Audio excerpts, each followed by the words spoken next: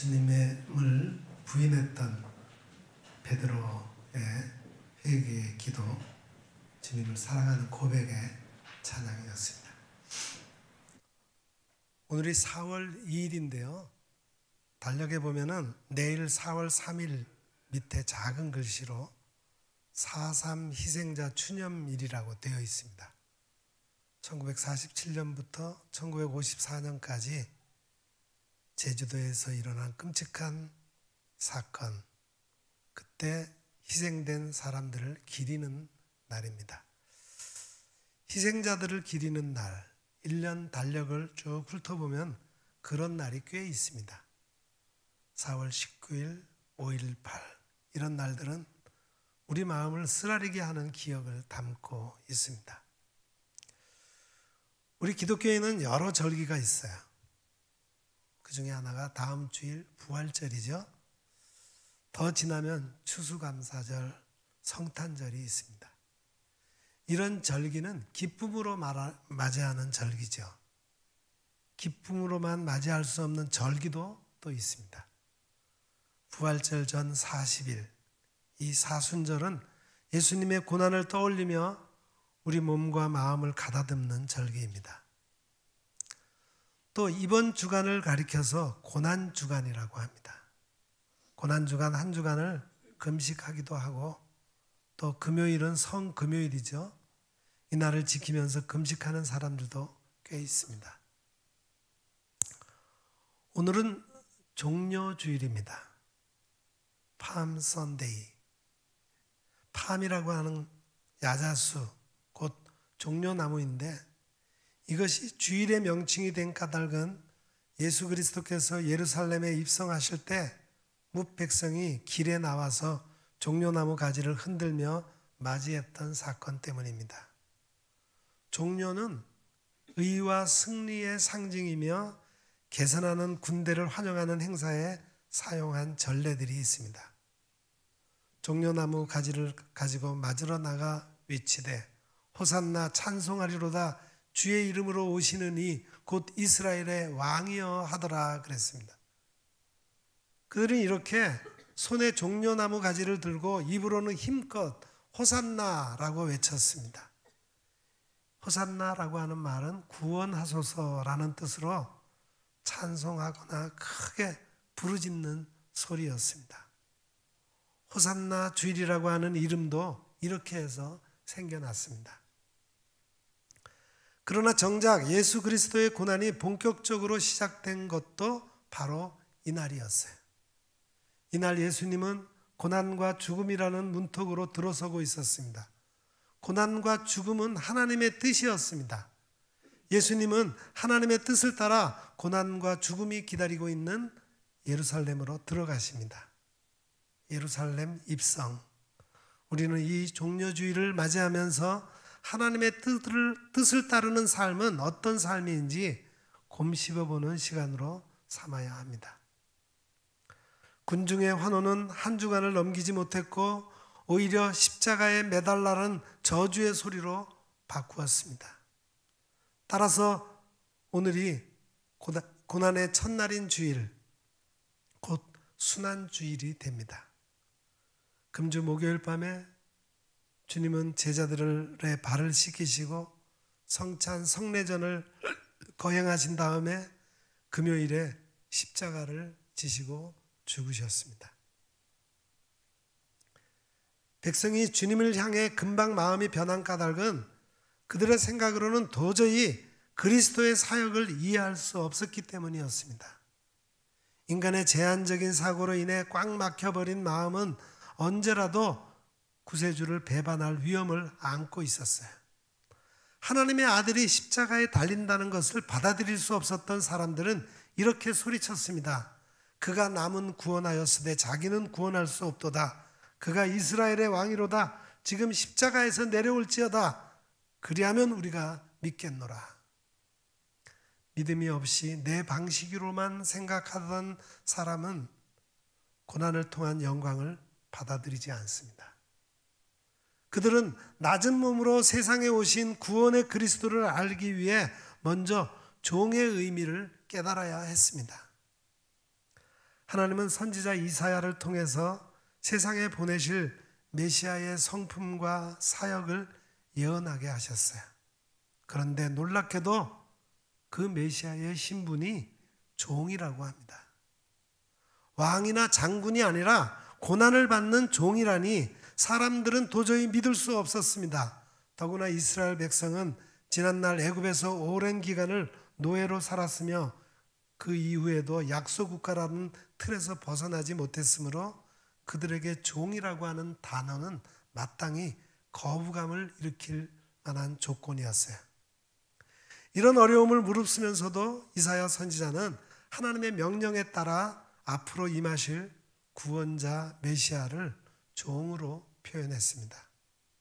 종의 예언을 노래 형식에 담아 아름답고 간결하게 선포한 것을 가리켜서 종의 노래라고 일컫습니다. 이사야에 실린 종의 노래는 모두 4편이며 오늘 본문은 그 3번째 해당되는 부분입니다. 하나님의 말씀을 깨달은 종이 진리를 전하며 고난을 참고 하나님을 거역하지 않을 것을 예언한 내용이에요. 종은 우리를 깨우치시고 참된 구원의 진리를 알게 하십니다. 그러나 우리처럼 우매한 인간의 귀를 열게 하기까지 모욕과 고난을 받으실 것이라 했습니다. 첫 번째 종의 노래는 이사야 42장 1절부터 9절까지에 나오는데 거기서는 하나님께서 그의 종인 메시아를 소개하고 종의 성품에 관해서 말씀하고 있습니다. 이사야 선지자는 앞으로 이스라엘이 북쪽 강대국의 나라를 빼앗기고 처절한 삶을 보내게 될 것이라는 예언을 했어요. 이 예언을 듣는 사람들은 큰 충격을 받았습니다. 오직 그 고통을 견디어내면 하나님의 대로가 열린다는 말씀이 마음의 위로가 될 따름이었습니다. 이러한 상황에서 이사야의 선포를 들은 사람들은 하나님이 보내시는 종이 어쩌면 초강대국의 왕이 아닐까 생각했습니다. 본문의 앞에 이런 말씀이 있기 때문입니다. 내가 한 사람을 일으켜 북방에서 오게 하며 내 이름을 부르는 자를 해돋는 곳에서 오게 하였나니 그가 이르러 고관들을 석회같이 토기장이가 진흙을 밟음같이 하리니. 북방과 해돋는 동쪽 지역은 페르시아 왕국이 일어난 곳이므로 훗날 바벨로니아를 무찌르고 이스라엘의 해방을 안겨준 고레스 왕을 떠올릴 수 있습니다. 그러나 이 노래에 나오는 종은 고레스가 아닙니다. 세상을 무력으로 정복한 왕이 하나님의 영을 받아 한없이 겸손한 종이 될 수는 없습니다. 이 예언의 대상인 종은 상한 갈대와 꺼져가는 등불 같은 처지를 당한 사람들에게 손을 내미는 따뜻하고 진실한 성품을 지녔습니다. 종은 자기를 버려 구원의 사명을 담당하기 위해 이 세상에 오게 될 것입니다. 하나님은 이 종을 의로 부르시고 빛이 되게 하리라 말씀하셨습니다. 이스라엘이 하나님의 선택을 받은 민족이면서도 노예가 되어버린 까닭은 말씀에 순종하지 않고 배반의 길을 걸었기 때문입니다. 공의가 무너지고 정직과 성실함이 사라져버린 민족에게 소망은 없습니다. 흑암이 내리누리고 있는 이 상태를 거두고 백성을 구원과 진리로 이끌어 주실 겸손한 성품의 종을 소망으로 삼아야 합니다. 그분은 곧 예수 그리스도 하나님의 아들이십니다. 이사야 선지자는 종의 노래를 통해서 이 아들이 종으로서 세상에 오실 것을 예언했습니다. 두 번째 종의 노래는 이사야 49장 1절부터 7절에 나오는데 거기서 하나님께서 종을 부르신 이유를 알려줍니다. 종의 사명에 관한 내용이 노래 중심을 이루고 있어요.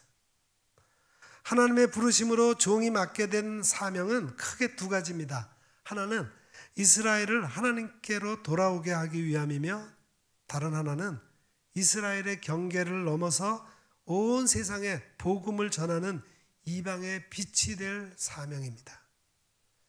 이 노래는 섬들아 내게 들으라, 먼 곳 백성들아 귀를 기울이라는 명령으로 열리고 있습니다.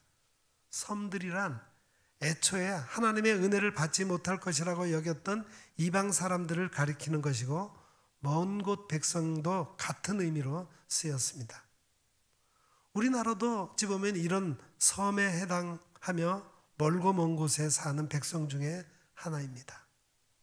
우리는 참으로 지리적으로나 역사적으로 여호와 신앙과는 멀리 떨어진 나라와 백성으로 살아왔습니다. 그렇게 캄캄했던 이 땅에 빛을 비추시고 우리를 구원의 자녀로 삼으실 줄을 어찌 그 상상이나 했단 말입니까? 하나님은 세계 방방곡곡에 이 놀라운 일을 이루시기 위해 종을 불러 사명을 맡기셨습니다. 종을 부르신 과정도 이 노래에 잘 나타나 있습니다. 하나님은 종을 어머니의 복중 곧 태어나서부터 부름을 시작하셨습니다. 이는 인간을 구원하시기 위하여 종이 사람으로 태어나는 절차를 다 거치게 하신 것을 가리킵니다. 이렇게 하나님의 종은 육신을 입고 세상에 오셨습니다. 종을 부르실 계획은 완전한 하나님의 뜻 안에서 이루어졌습니다. 이어서 하나님은 종의 입을 칼같이 만드셔서 세상의 회개의 말씀을 날카롭게 선포하게 하셨고, 화살처럼 강력하게 악의 세력에 맞설 준비를 하게 하셨습니다. 사탄에게 지지 않도록 철저한 대비를 갖춘 모습을 보이셨습니다. 세 번째 종의 노래가 바로 오늘 본문의 말씀입니다. 이사야 50장 4절부터 9절까지의 말씀. 여기에는 학자들의 혀를 주신다는 유명한 말씀이 있습니다. 이 학자라고 번역된 히브리어 원어 립무딤이라 그랬는데, 이 단어는 가르침을 받은 자라는 의미로 쓰이며 영문 번역으로는 learned man입니다. 학문이 있는 사람이라는 뜻이에요. 영어 RSV 성경 번역에는 난해 주에 윤독할 수 있도록 제자라는 말이 추가되었습니다. 진리의 말씀을 알아듣고 깨우치게 하시려고 종을 부르셨다는 의미로 연결이 됩니다. 이 종의 사역은 고난으로 점철될 것입니다. 채찍으로 등을 때리며 고통 주는 자들 앞에 서야 하며 수염을 뽑아 모욕 주는 자들의 만행에도 견뎌야만 합니다. 오직 여호와의 도우심으로 박해하는 자들 앞에 당당히 설 수 있습니다. 하나님께서 이 종을 의롭게 여기심으로 내게 죄가 있다고 다툴 자가 없다는 사실을 확실히 믿는다고 했습니다. 여호와의 종이란 하나님께 배우는 사람이라는 거죠. 하나님께 배운 종은 힘겹게 사는 사람, 어렵게 사는 사람을 말로 도와주는 일을 맡았다고 합니다. 포로에 잡혀가서 온갖 고통을 겪는 사람들을 말로 도와주라는 뜻으로 하나님은 여호와의 종을 부르셨고 가르치셨다는 말씀입니다. 하나님은 그 종을 가르치되 날마다 아침마다 가르치십니다. 그렇게 끊임없이 배워야만 하나님의 뜻을 이룰 수 있다는 말입니다. 하나님께서 종에게 하신 일 두 번째는 귀를 열어주셨다는 것입니다. 하나님께서 주시는 말씀을 넉넉히 헤아려 들을 수 있는 귀를 열어주셨다는 거죠. 학자들의 혀를 주시고 귀도 열어주셨으니 그 앞에 거침이 없습니다. 그 어떤 힘든 일이 있어도 뒤로 물러나지 않을 수 있습니다.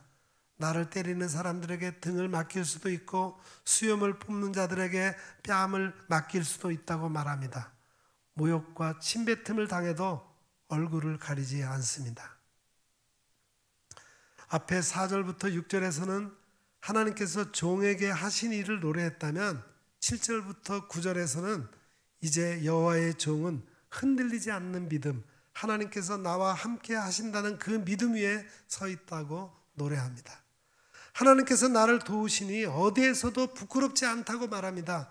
누구랑 맞서도 두렵지 않다고 노래합니다. 이렇게 여호와의 종은 늘 하나님께 배우는 사람이어야 하고 하나님의 말씀을 잘 듣는 사람이어야 합니다. 또한 하나님께서 내 곁에 계셔서 나를 도와주신다는 흔들리지 않는 믿음으로 나아갈 수 있어야 합니다. 이사야가 말하는 여호와의 종은 이사야 자신을 가리키기도 하고 여러 선지자들을 가리키기도 합니다. 더 나아가서 예수님을 가르치는 말이기도 합니다. 또한 오늘 우리 그리스도인들을 가리키는 말이기도 합니다. 예수님은 하나님의 종으로서 어떻게 살아야 하는지 우리에게 잘 보여주셨습니다.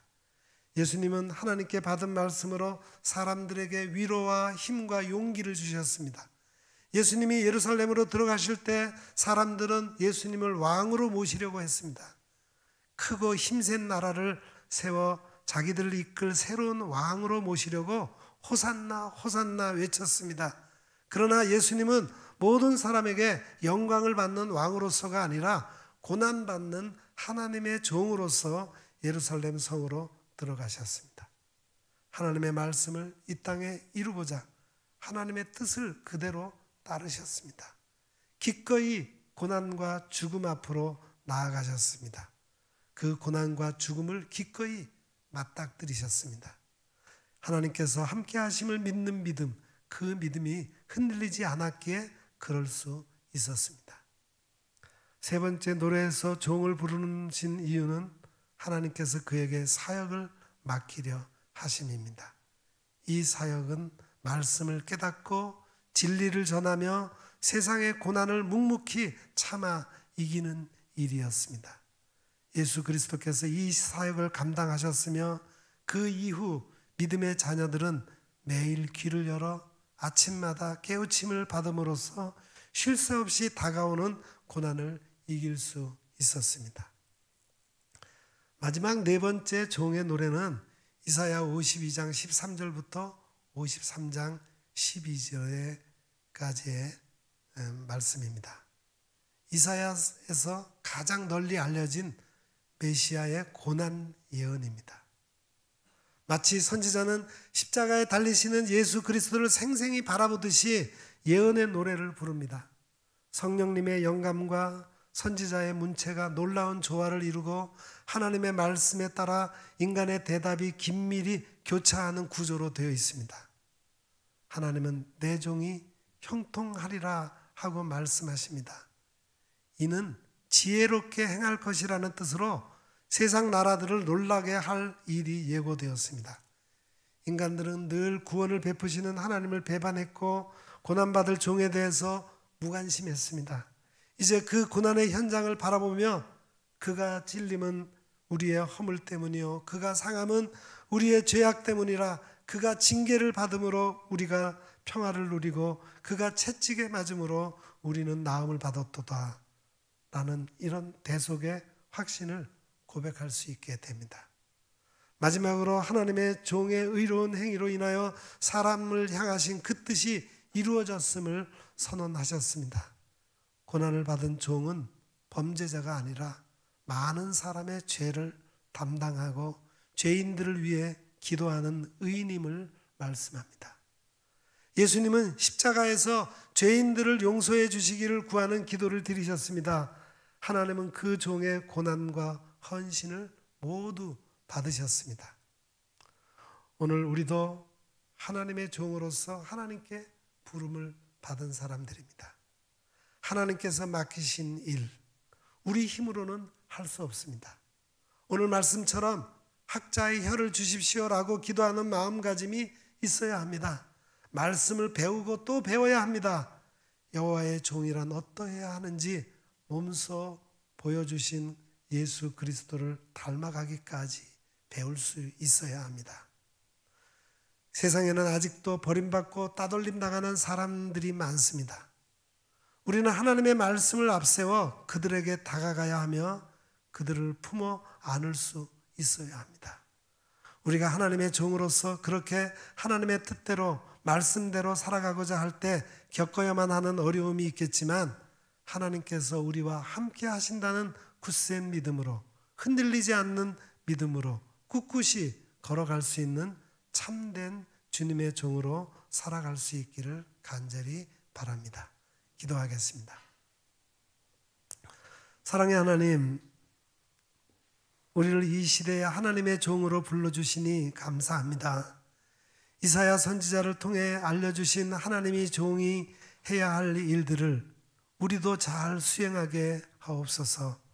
우리로 먼저 하나님의 종으로 이 땅에 오신 예수님의 겸손한 성품을 본받게 하시고 온 세상에 복음의 밝은 빛을 전하는 사명을 이루어가게 하옵소서. 학자의 혀를 주옵소서라고 기도함으로 매일 하나님의 말씀을 배우게 하시며 그 말씀대로 살아가고자 할 때 겪게 되는 어려움도 하나님이 함께 하시다는 믿음으로 능히 감내하며 헤쳐나가는 하나님의 참된 종이 되게 하옵소서. 예수님의 이름으로 간절히 기도드립니다. 아멘.